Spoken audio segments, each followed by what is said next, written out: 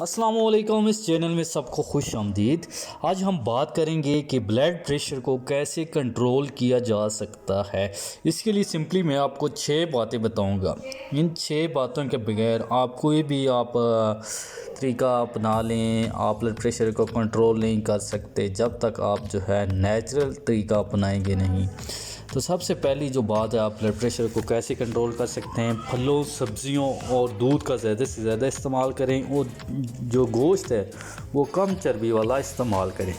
دوسری بات، غذا میں جو آپ خوراک کھاتے ہیں اس میں نمک کا کم سے کم استعمال کریں۔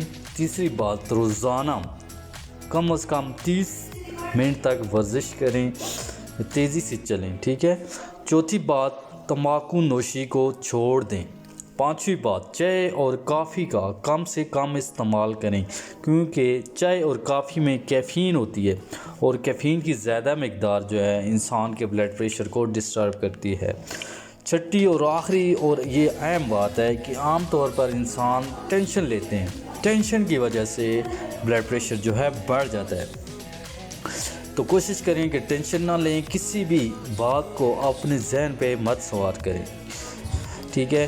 تو اس سے خون کی رفتار ڈسٹرب ہوتی ہے، تو کوشش کریں ٹینشن نہ لیں۔ یہ 6 باتیں ہیں، ان 6 باتوں کے بغیر آپ کوئی دوائی کھا لیں، کوئی نسخہ اپنا لیں، ان 6 باتوں کے بغیر آپ کا بلڈ پریشر ٹھیک نہیں ہو سکتا، کیونکہ جب بھی آپ دوائی یا کوئی نسخہ اپنائیں گے تو پھر آپ ٹینشن لیں گے، چائے کافی کا زیادہ استعمال کریں گے، تمباکو نوشی کریں گے، تو پھر آپ کا بلڈ پریشر بڑھ جائے گا یا کم ہو جائے گا۔ تو کوشش کریں کہ ان 6 باتوں پہ آپ لازمی عمل کریں۔